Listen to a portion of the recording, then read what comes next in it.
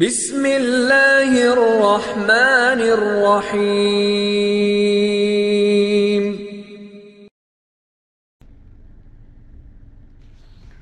আসসালামু আলাইকুম রহমতুল্লাহি বারাকাতুহু। আলহামদুলিল্লাহি রব্বিল আলামিন ওয়াল আকিবাতু লিল মুত্তাকিন ওয়া বা'দ। আব্দুল আজিজ ভাই মালয়েশিয়া থেকে প্রশ্ন করেছেন যে আমাদের সৎকর্মের কারণে আল্লাহ তাআলা আমাদেরকে জান্নাত দিবেন, সেই জান্নাতের কিছু নাজ ও নিয়ামতের কথা জানতে চেয়েছেন। আল জাওয়াবু বিল্লাহি তাওফিক, আল্লাহুল মুস্তাআন। প্রায় 1000 এর মতন আয়াত রয়েছে জান্নাত সম্পর্কে কোরআনুল কারীমে।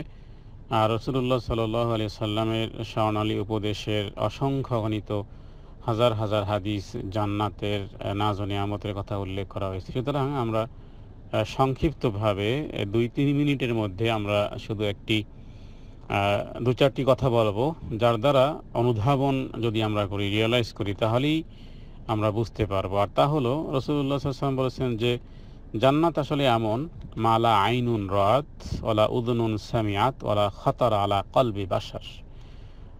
কোনো চক্ষু দর্শন করেনি, কোনো কান শ্রবণ করেনি, এবং আল্লাহ তাআলা এমন নাজ ও নিয়ামত রেখেছেন যে পৃথিবীর কোনো অন্তঃকরণ কল্পনাও করেনি। তার মানে আপনার আমার কল্পনাতেও আসবে না এমন জিনিস।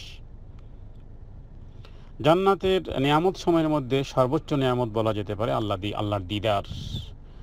আর আল্লাহর দিদারের নিচে যে সমস্ত নাজ ও নিয়ামত, যেমন নাকি জান্নাতে কোনো রোগ হবে না, বার্ধক্য হবে না, জান্নাতের বালা খানাসমূহ সোনা চাঁদির ইট দিয়ে নির্মিত, সিমেন্ট বালি আম্বরের জাফরান আম্বরের সুগন্ধিযুক্ত পাথরসমূহ মতি ইয়াকুতের মাটি জাফরানের। জান্নাতে শত শত স্তর আছে, প্রত্যেক স্তরের মধ্যে ব্যবধান আকাশ এবং জমিনের। জান্নাতের ফলসমূহের একটি গুচ্ছ আকাশ এবং জমিনের সমস্ত সৃষ্টিজীবের খেলেও শেষ হবে না। জান্নাতের ধনুকসমূহ স্থান সমস্ত পৃথিবী এবং পৃথিবীর সমস্ত নিয়ামত থেকেও উত্তম। এটি বুখারীর একটি বর্ণনা।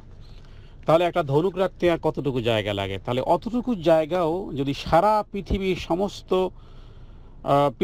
সমস্ত নিয়ামত, সমস্ত দামি সব কিছু দিয়েও যদি জান্নাতে এতটুকু জায়গা না হয়, তাহলে সেই জান্নাত কেমন? বিধায় রাসূলুল্লাহ সাল্লাল্লাহু আলাইহি ওয়াসাল্লাম ওটাই বলেছেন যে পৃথিবীর কোনো অন্তঃকরণ কল্পনাও করেনি। আর সবচেয়ে বিষয় হলো যে ওয়ালাকুম ফিহা মা তাশতাহি আনফুসুকুম ওয়ালাকুম ফিহা মা তাদউন। হৃদয় আপনার যা আসবে তাই সেখানে ঘটানো যাবে, তাই হবে। ওয়ালাকুম ফিহা মা তাশতাহি আনফুসুকুম।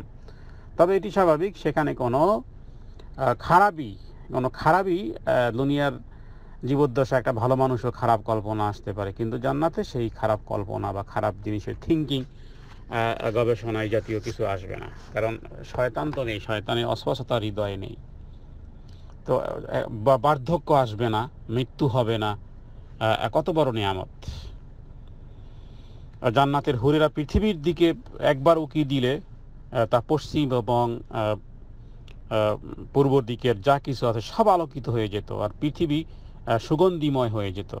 তো এই যদি হয় একজন নারী শুধু উকি দেওয়ার অবস্থা, সেই বুখারীর বর্ণনা। তো এই বিষয়ে কি আর কথা বলে কি আর শেষ করা যাবে? অতএব কি আমল আমাদেরকে জান্নাতে নিয়ে যাবে সেই বিষয়ে চেষ্টা করা, আর কোন কোন আমল আমাদেরকে জাহান্নামে নিয়ে যাবে সেই বিষয়েও সতর্ক থাকা। আল্লাহ তাআলার কাছে জান্নাতুল ফেরদাউস কামনা করা, এবং আল্লাহর সন্তুষ্টির স্থান হলো জান্নাত। রাসূলুল্লাহ সাল্লাল্লাহু আলাইহি ওয়াসাল্লাম এভাবে করে দোয়া করতেন যে আল্লাহুম্মা ইন্না নাসআলুকাল জান্নাহ ওয়া মা ক্বাররাবা ইলাইহা মিন কওলি ওয়া আমাল। যে হে আল্লাহ, আমি তোমার কাছে জান্নাত কামনা করি, এবং যেই কাজ আমাকে জান্নাতে নিয়ে যাবে সেই কাজের তৌফিকও তোমার কাছে কামনা করি। আল্লাহ তাআলা আমাদেরকে জান্নাতি আমল করার তৌফিক দান করুক। আল্লাহর সন্তুষ্টি অর্জনের যে স্থান, আল্লাহর সন্তুষ্টি অর্জনের মাধ্যমে সেই স্থানে প্রবেশ করার তৌফিক আল্লাহ তাআলা যেন আমাদেরকে দান করেন। হাযা মিন্নি ওয়াল ইলমু ইনদাল্লাহ। আল্লাহু আ'লামু বিস-সাওয়াব। ওয়া সাল্লাল্লাহু আলা সাইয়্যিদিনা মুহাম্মাদিন নবিয়্যিল উম্মি ওয়া আলিহি ওয়া সাল্লাম।